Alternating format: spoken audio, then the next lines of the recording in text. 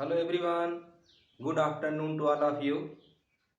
My dear friends and students, you are most welcome on the online platform of English with Yes.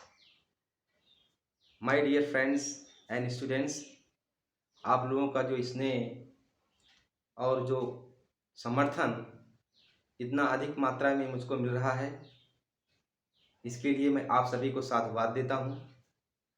और आप लोग जो हमसे हमारे ऊपर जो ये विश्वास बनाए हुए हैं कि आपको इस प्लेटफॉर्म से अच्छे अच्छे अंग्रेजी के रूल्स जो है कंटेंट्स जो है उपलब्ध कराए जाएंगे, मैं उस विश्वास को पूरी तरह से बनाए रखने का प्रयास करूंगा। तो हम लोग जो पैसिव वॉइस के जो इम्पोर्टेंट रूल्स होते हैं उसकी चर्चा कर रहे हैं। इससे संबंधित जो है 2 पार्ट अपलोड हो गए हैं। आप लोग जो है उसको अच्छे से देख रहे हो। आज हम लोग जो है पार्ट 3 की चर्चा करने वाले हैं। तो चलिए बिना समय को नष्ट किए हुए वीडियो को शुरू करते हैं। Some important rules for making passive voice. Rule number 4। 3 rule की हम चर्चा कर चुके हैं, आज चौथा रूल जो है उसकी चर्चा करेंगे। अगर आपको किसी सेंटेंस में कंटेंट मिल जाए, डियर स्टूडेंट्स, कंटेंट मिल जाए, इंटरेस्ट मिल जाए,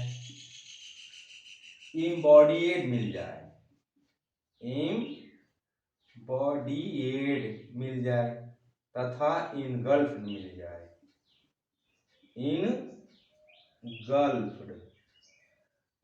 मिल जाए, तो आपको क्या करना है?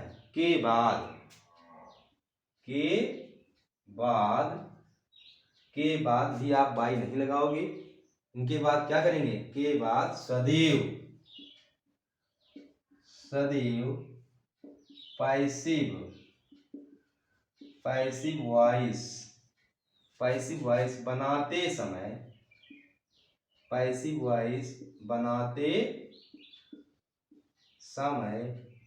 इनका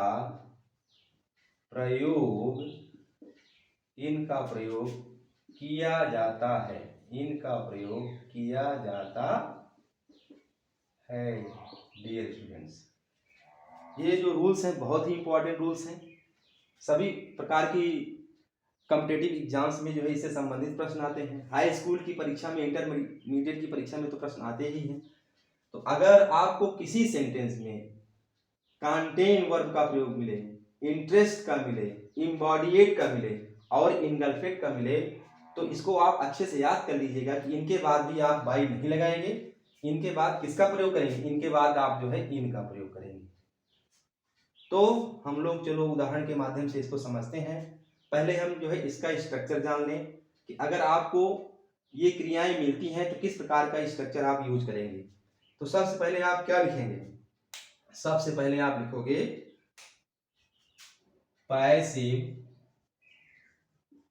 पैसिव सब्जेक्ट। उसके बाद टेंस के अकॉर्डिंग आप हेल्पिंग वर्ब लिखेंगे। तो आप लिखोगे पैसिव सब्जेक्ट के तुरंत बाद क्या लिखना है आपको? हेल्पिंग वर्ब के बाद क्या लिखेंगे? मेन वर्ब की थर्ड फॉर्म। डियर स्टूडेंट्स, अब मेन वर्ब की थर्ड फॉर्म के बाद आपको क्या करना है? यहाँ ना तो आपको बाई लगाना है, ना तो आपको यहाँ एट लगाना है, ना तो आपको यहाँ विथ लगाना है, बल्कि आपको यहाँ क्या लगाना है? यहाँ लगाना है आपको इन। उसके बाद क्या लिखेंगे? पैसिव ऑब्जेक्ट लिखेंगे। डियर स्टूडेंट्स, तो यही वो स्ट्रक्चर है, यही वो फार्मूला है जिसका प्रयोग करके आप जो है इन क्रियाओं का जो है पैसिव वॉइस में परिवर्तन कर सकते हैं। उदाहरण से चलो समझा जाए इसको। पहला उदाहरण हमारा है this room this room this room contains many chairs right.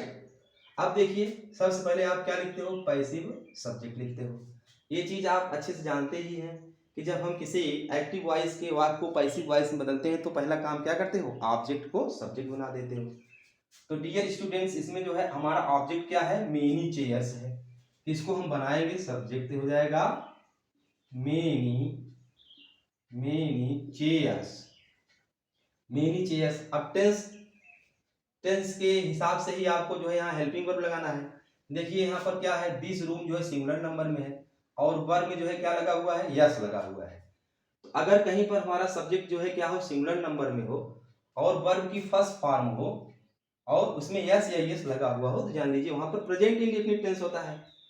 लेकिन ध्यान देना, आप देखो यहाँ क्या है, यहाँ पर मेनी चेयर्स है। तो कहने का मतलब हमारा जो पैसिव सब्जेक्ट है वो प्लूरल नंबर में है। तो आपको यहाँ लगाना है क्या, आर, मेनी चेयर्स आर। अब क्या करेंगे, वर्ब का जो है पास्ट पार्टिसिपल फॉर्म रखोगे, यानी मेन वर्ब जो होती है उसका थर्ड फॉर्म, तो कंटेंड हो जाएगा, कंटेंड। ठीक है। अब आप क्या करेंगे, कंटेंट के बाद बाई नहीं लगाएंगे। अब कंटेंट के बाद आपको क्या लगाना है, इन लगाना है, इन। अब क्या करोगे, अगला काम क्या करना है, सब्जेक्ट को ऑब्जेक्ट बना देना है। तो सब्जेक्ट हमारा क्या है, दिस रूम हो गया। ठीक है। चलिए दूसरी वर्ब हमारी क्या है, इंटरेस्ट है। चलो इसका भी प्रयोग किया जाए। The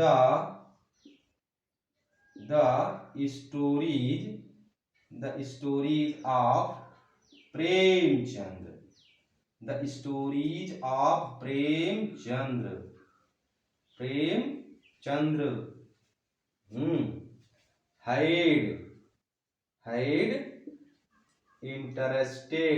had interested me in my childhood। ठीक है। तो चलिए इसमें हमारा जो ऑब्जेक्ट जो है क्या है, वो है मी। जब इसको आप सब्जेक्ट बनाएंगे क्या हो जाएगा, आई। क्या हो जाएगा डियर स्टूडेंट्स, आई। ठीक। टेंस पहचानिए। यहाँ देखो क्या है, हैड है। अगर किसी सेंटेंस में आपको क्या हो, हैड के साथ वर्ब की थर्ड फॉर्म मिल जाए तो वहां पास्ट परफेक्ट टेंस होता है। तो आपको क्या करना है, पैसिव वॉइस में हैड के साथ बीन लगा देना है।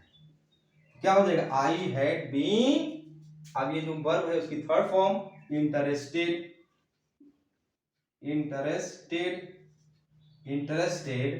अब उसके बाद क्या करेंगे आप, इन लगाएंगे, इंटरेस्टेड इन द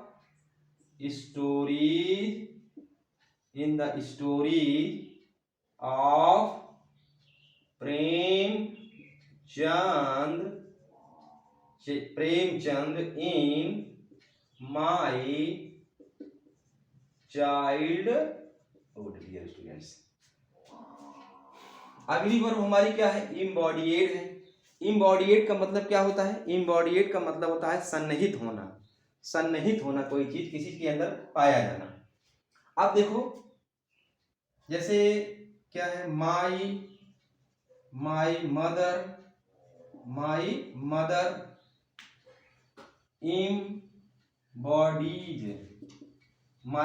embodies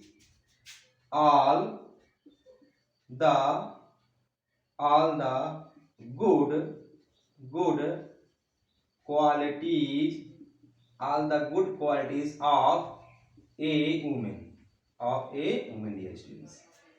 अब देखो माई मदर इम्बॉडीज, मेरी माताजी में पाए जाते हैं, मेरी माताजी में सन्निहित हैं। क्या सन्निहित हैं, all the good qualities of a women, एक महिला के जो सभी गुण होते हैं, अच्छे जो गुण होते हैं वो मेरी माँ में पाए जाते हैं, उनमें हैं।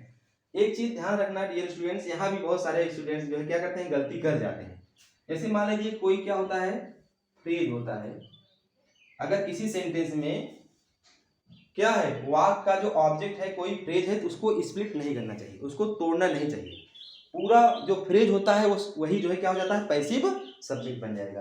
तो चलिए इस पूरे फ्रेज को हम जो है क्या करते हैं, पैसिव का सब्जेक्ट बनाएंगे। तो इसको इस प्रकार से लिखेंगे, क्या हो जाएगा, all the good, all the good qualities, all the good qualities, all the good qualities of a women. अब एक चीज और ध्यान रखना आप लोग, बहुत सारे लोग क्या करते हैं, यहाँ पा जाते हैं ए वुमेन या ए के साथ कोई भी जो है सिमिलर नंबर की नाउन पा जाते हैं, तो सोचते हैं कि हमारा सब्जेक्ट जो है क्या है, सोचते हैं कि हमारा सब्जेक्ट जो है सिंगुलर नंबर में। नहीं डियर स्टूडेंट, अब आपको क्या करना है, सब्जेक्ट जो है हमको यहाँ से देखना है, क्या है, गुड क्वालिटीज है, ये सब्जेक्ट है, तो ये प्लूरल नंबर में है। अब देखो टेंस क्या है, यहाँ प्रेजेंट इंडेफिनिट है, तो आपको लगाना पड़ेगा आर। तो क्या हो गया, all the good qualities of a women are हो गया dear students, are embodied. Embodied के बाद भी बाई नहीं लगाओगे डियर स्टूडेंट, क्या लगाएंगे, in my mother, in my mother dear students. अब देखिए एक वर्ब और बची हुई है, इनगल्फ। इनगल्फ का मतलब क्या होता है बताइए, इनगल्फ मीन्स क्या होता है डियर स्टूडेंट्स, इनगल्फ मतलब होता है घेर लेना। क्या करना, घेर लेना, चारों ओर से घेर लेना, कोई चीज किसी के घेरे में आ जाए, एरिया में आ जाए। तो चलिए इसका भी एक उदाहरण देखते हैं हम लोग, the flames, the flames engulfed, engulfed the whole house. ना जो लहर तरंगे जो थी, लपके जो थी, उसने क्या किया, पूरे घर को घेर लिया था। अब इसमें हमारा जो है ऑब्जेक्ट क्या है, द होल हाउस है, ये हो जाएगा सब्जेक्ट। चलिए इसको हम बनाते हैं, तो हो जाएगा द होल हाउस। ठीक है, अब यहाँ पर कौन सा टेंस है बताइए, यहाँ इनगल्फेड का प्रयोग हुआ है, ये पास्ट पार्टिसिपल फॉर्म है, तो आप यानी प्रेजेंट, यहाँ जो है पास्ट इंडिफिनिट है, तो क्या लगाएंगे, वाज। तो हो जाएगा the whole house was engulfed, engulfed, in लगाएंगे, in the flames dear student. तो आप इस चीज को याद कर लेंगे, क्या याद करना है आपको, कि अगर किसी सेंटेंस में कंटेन, इंटरेस्ट, इम्बॉडीड तथा इनगल्फ मिल जाए तो इनके बाद आपको बाई नहीं लगाना है, इनके बाद सदैव आपको इन लगाना है। एक रूल और है डियर स्टूडेंट्स, वो क्या है, जहां पर आप बाई नहीं पर प्रयोग करोगे, बाई भी आप यहां नहीं लगाएंगे, प्लस कोई प्रीपोजिशन भी नहीं लगाते हैं, तो वो कौन सी स्थितियां होती हैं जहां आपको ना तो कोई प्रीपोजिशन लगाना है ना बाई ही लगाना है। तो हम लोग चूंकि चर्चा कर रहे हैं कि कहाँ आपको बाई का प्रयोग करना है और कहाँ बाई का प्रयोग नहीं करना है, तो इस रूल को भी समझ लिया जाए। ये हमारा है रूल नंबर 5। यदि यदि किसी वाक्य में कर्ता यानी डूअर जो है हमारा, जो हमारा क्या है, डूअर है डियर स्टूडेंट्स, यदि किसी वाक्य में कर्ता महत्वहीन हो, महत्वहीन हो तो passive voice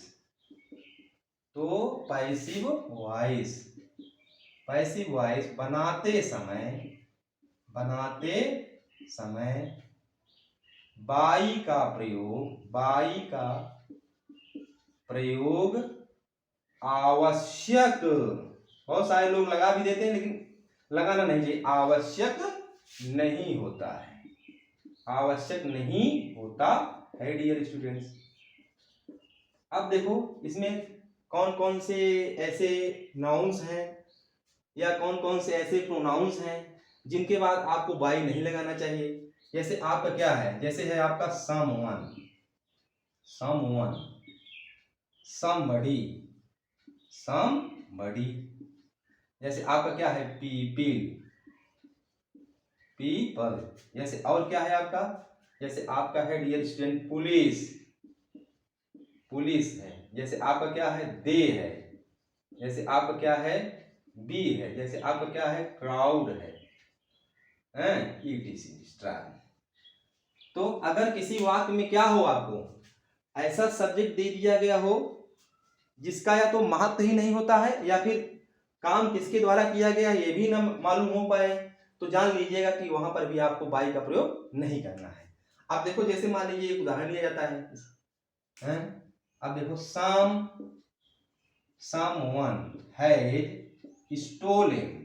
someone has stolen my watch, dear students. अब देखो इसमें ज्ञात नहीं है, आपकी घड़ी चुरा ली गई है, किसने चुराया है यह ज्ञात नहीं है। तो आप क्या करेंगे, पहला काम तो क्या करते हो, ये जो माई वॉच है इसको आप पैसिव में सब्जेक्ट बनाएंगे, तो क्या हो जाएगा माई वॉच। ठीक है स्टूडेंट्स। अब देखो यहाँ पर प्रेजेंट परफेक्ट टेंस है, तो वॉच जो है सिंगुलर नंबर में है, तो यहाँ लगाओगे हैज। पैसिव वॉइस में क्या लगता है प्रेजेंट परफेक्ट टेंस में, हैज और है के साथ बीन लगता है। My watch has been stolen. अब आपको क्या करना है, बाई लगा करके समवन नहीं लिखना है। क्यों? क्योंकि यह ज्ञात नहीं है कि आपकी घड़ी को किसने चुराया है, आपकी घड़ी को किसने चुराया है यह जो है आपको मालूम नहीं है। क्यों? क्योंकि अगर आप जो है कंप्लेन करने जाओगे, FIR करने जाओगे पुलिस के सामने, पुलिस में, तो क्या होगा, पुलिस वाले पूछेंगे कि आपकी घड़ी को किसने चुराया है, आपको कहोगे हमको मालूम नहीं है, तो वो क्या करेगा, मुकदमा आपका अज्ञात में लिख देगा। और जब अज्ञात में लिख देगा तो जान लीजिए कि आपकी घड़ी फिर दोबारा मिलने वाली नहीं है। तो कहने का मतलब हमारा यह है कि अगर वाक्य में कर्ता हमारा क्या है, इंडिफिनिट है, अनिश्चित है या महत्वहीन है, तो आपको पैसिव वॉइस बनाते समय बाई लिख करके उसको नहीं लिखना चाहिए। दूसरा देखिए, दूसरा उदाहरण देखें,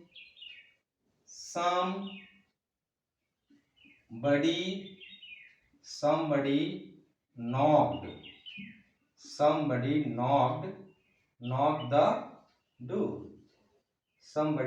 the door, डियर स्टूडेंट, किसी ने क्या किया, दरवाजे को खटखटाया।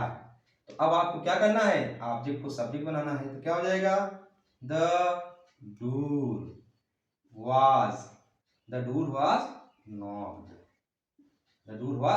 अब आपको यहाँ क्या करना है, बाई नहीं लगाना है। क्यों नहीं लगाना है, क्योंकि दरवाजा किसने खटखटाया ये मालूम नहीं है, ये पता नहीं है।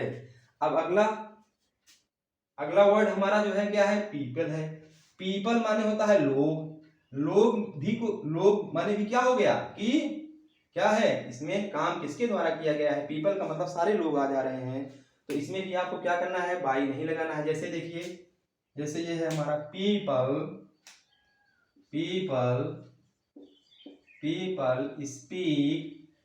Speak English all over in the world.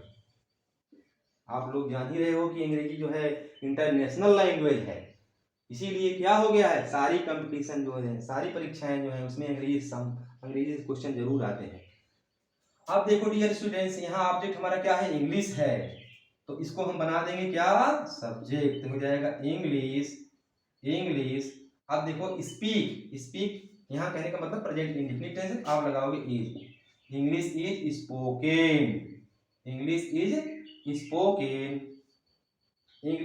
Spoken all over in the world.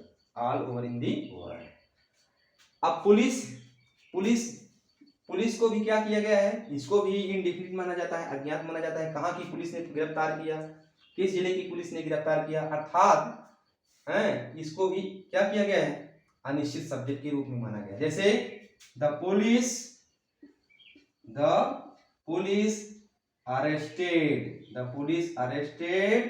The thief, dear student, thief ना, पुलिस ने क्या किया, चोर को गिरफ्तार कर लिया। अब देखिए इसमें भी ऑब्जेक्ट हमारा क्या है, द थीफ है, इसको बनाओगे सब्जेक्ट हो जाएगा क्या, द थीफ वाज अरेस्टेड, बस बाय द पुलिस नहीं लिखना है। इसी प्रकार से डियर स्टूडेंट्स, आप जो है दे का भी प्रयोग सीख लीजिएगा, बी का भी, चूंकि ये बहुत इजी है, क्राउड है। तो ये सब हमारे क्या है, अनिश्चित करता है। तो इसलिए आपको क्या करना चाहिए, इनके बाद कभी भी बाई का प्रयोग नहीं करना चाहिए। तो अगर आपको ये वीडियो अच्छा लग रहा है तो आप क्या कीजिए डियर स्टूडेंट्स, इसको और लोगों के पास शेयर कीजिएगा, जिससे इसका फ़ायदा और तमाम लोग भी ले सकें। तो आपको ये वीडियो कैसा लगा आप लोग कमेंट में ज़रूर लिखना। बहुत बहुत धन्यवाद।